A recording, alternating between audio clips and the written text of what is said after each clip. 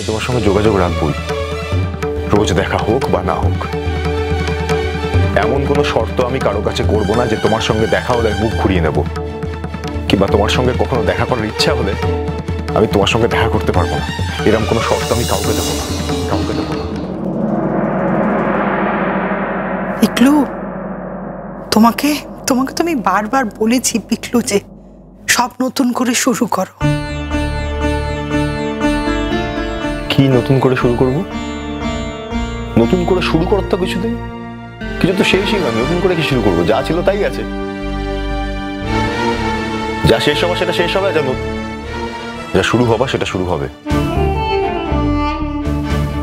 নতুন পুরনো এসব আবার কি? নতুন করে কিছু শুরু করার নেই। পিকলু খুব একটা ভুল বলছে না। এটুকু রেশনালিটি বোধহয় সবার থাকা উচিত যে একটা মানুষের প্রতি যখন মন থেকে সম্পর্ক, সেই সম্পর্কটা দুম করে টেনে এরকম ভাবে ছিঁড়ে ফেলা যায় না। এরকম কোনো শর্ত আরোপ করাই যায় না, সম্ভবই নয় সেটা। মানে পিকলু, আমি ধরে নিলাম পিকলু কাজের সূত্রে বাইরে গেল, তারপর ফিরে এলো। ফিরে আসার পর গুড্ডির সাথে রাস্তায় দেখা হলো, কি গুড্ডির কোনো বিপদ হলো, যে কোনো ধরনের বিপদ, পিকলু তাতে ইনভলভ হবে না? পিকলু রাস্তায় দেখা হলে কথা বলবে না? এটা ইম্পসিবল সিচুয়েশন। এরকম শর্ত মানা যায় না, এটা সম্ভবই নয়। না না, আমাকে কথা দিতে হবে।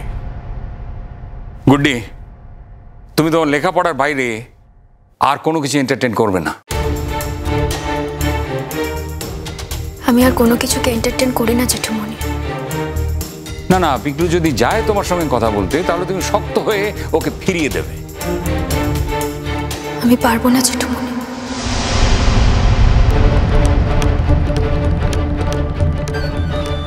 কি বললে? জেঠুমনি, এই কথাটা আমি তোমাকে দিতে পারবো না।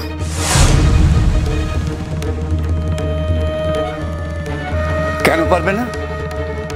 কিসের জন্য পারবে না? কি অসুবিধা তোমার? তুমি তো বলেছিলে না না, এতদিন এত মহান সেজেছিলে, তাহলে কিসের জন্য? এই মেয়েটা সর্বনাশ করবে বলে? এখন বুঝতে পারছো তো হাড়ে হাড়ে এই মেয়েটা আসলে কি জিনিস? সর্বনাশী ও আগুন জ্বালাতে এসেছে আমার সংসারে। গুড্ডি, তুমি এই কথাটা বললে কেন? হ্যাঁ, তাহলে তোমার দিক থেকে কি সেটা একটু বলো।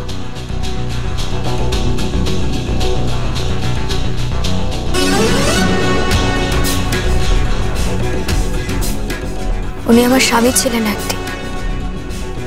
এই ডিভোর্সে আমার মন আছে কিনা কেউ জিজ্ঞেস করনি। ওনাকে আমি স্বামী হিসেবে কতটা গ্রহণ করেছি সেই ব্যাপারে কেউ জানতে চায়। ভেবেছিল একটা কাগজে সই করে দিলে আমি সবকিছু থেকে দূরে সরে যাব, সবটা মুছে যাবে মন থেকে। আমি কোনোদিনও ওনার থেকে কিচ্ছু চাইনি ঠিকই, কিন্তু উনি যদি আমার সঙ্গে দেখা করতে চান, ওনার সঙ্গে যদি আমার রাস্তায় দেখা হয়, আমি সেটা মুখ ঘুরিয়ে নিতে পারবো না। আমি এমন কথা দিতে পারবো না যে আমি কোনোদিনও ওনার সঙ্গে কথা বলবো না। আমি নিজেকে দূরে সরিয়ে রাখবো, সেটা সম্ভব নয়। সেদিন দিদি, তোমাকে একটা কথা বলছি, এতটা ইনসিকিউরিটি নিয়ে তুমি সংসার করবে কি? নিজের ক্ষমতায় তুমি তোমার স্বামীকে আটকে রাখো। আমি তো তাকে কোনোদিনও ডাকিনি, তবু তিনি আমার কাছে যান কেন? তুমি তো তাকে ডাকো, তারপরেও তিনি তোমার কাছে কেন যেতে চান না? এই বিষয়গুলো একটু অনুসন্ধান করো। দোষ ত্রুটি সবারই থাকে, কিন্তু আমি এমন কোনো অন্যায় করিনি যে আমাকে মাথা নিচু করে থাকতে হবে।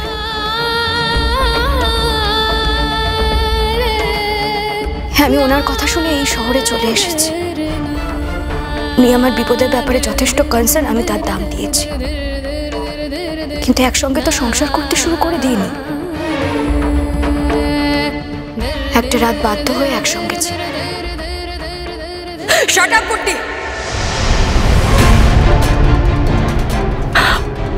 আমি তোর কাছ থেকে আর কোনো কথা শুনতে চাই না। শুনতে চাও বলেই তো সবাই আমাকে এখানে ডেকে এনেছে, তাই আমাকে তো কথা বলতেই হবে শিরিন দিদি। আজকে আমি তোমাকে পরিষ্কারভাবে বলে দিয়ে গেলাম, আমি কোনোদিনও তোমার সংসার ভাঙব না। কিন্তু আমি আমার প্রাক্তন স্বামীর কাছ থেকে নিজেকে দূরে সরিয়ে নিতেও পারবো না শিরিন দিদি।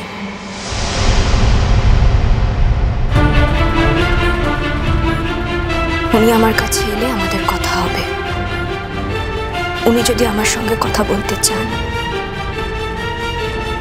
আমি কথা বলবো।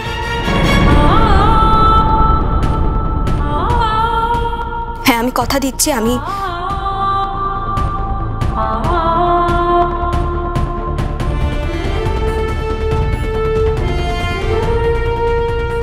আর কখনো নিজে থেকে ওনার সঙ্গে কথা বলবো না। শিরিন, তুমি তো আমাকে অনেকদিন ধরে অনেক শর্তই দিয়েছো, তুমি একটু ভেবে দেখো এই শর্তে তুমি রাজি কিনা। এই শর্তে যদি রাজি থাকো তাহলে আমাদের সংসার করা হবে না, না হলে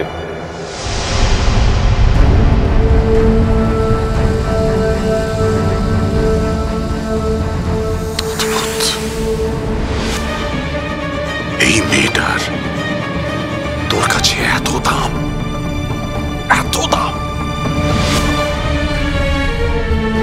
ওর জন্য তুই শিরিনের মতন একটা মেয়েকে ছেড়ে দিতে পারিস? তুমি বুঝবে না বাবা, আত্মসম্মানের প্রশ্ন।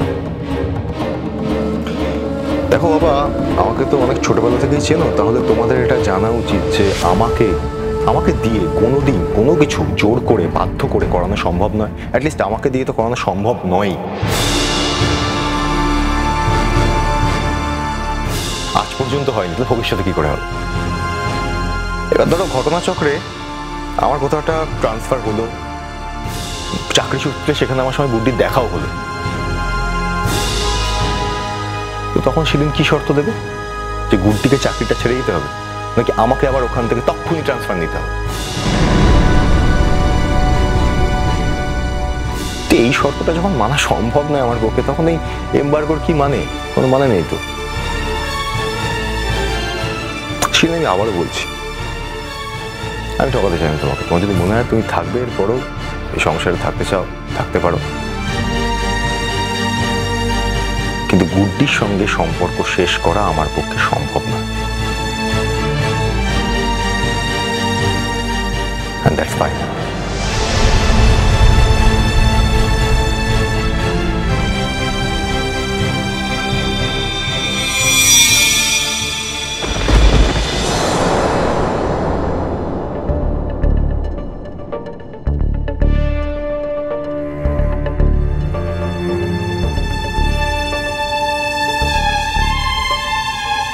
আমাদের সম্পর্কটা যদি এখনই ভেঙে ফেলতাম তাহলে বাবা মায়ের উপর খুব প্রেশার পড়ে যেত। যদিও বাবা মা তাই চাইছে, কিন্তু আমাদের সমাজে তো একটা ট্যাবু কাজ করে। আর সত্যি কথা বলতে আমি নিজেকে একটু সময় দিতে চাইছি, আর তোমাকেও। আমি কৃতজ্ঞ শিরিন। বলছো? আমি তো তোমাকেও কখনো চলে যেতে বলিনি। তুমি কি কখনো মন থেকে এটা চেয়েছো যে আমি তোমার কাছে থাকি? হ্যাঁ, তখন যদি আমি এসব না চাইতাম তাহলে তোমাকে বিয়ে কেন করলাম? আমার এখন কি মনে হচ্ছে জানো অনুজ, আমাদের বিয়ের আগে তুমি নিজেও জানতে না যে তুমি গুড্ডির প্রতি কতটা অনুরক্ত।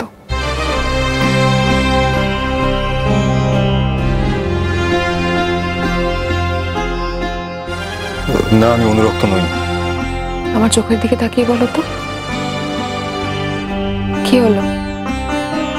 আমার চোখের দিকে তাকিয়ে বলতে পারলে না? না, তোমার কি মনে হয় অনুজ আমি এতটা ইনসেন্সিবল? আমি কিচ্ছু বুঝি না? আচ্ছা অনুজ, তুমি নিজেকে একবার আমার জায়গায় রেখে ভাবো তো, যদি তোমার সাথে এটা হতো যেটা আমার সাথে হচ্ছে, তাহলে তুমি সেটা কিভাবে অ্যাকসেপ্ট করতে? তার মানে তোমার কথা অনুযায়ী আমি শুধুমাত্র ইনসেন্সিবল, তাই তো?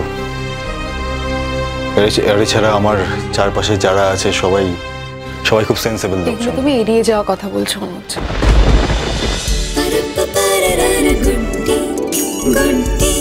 চলো চলো চলো চলো চলো পাল্টাই।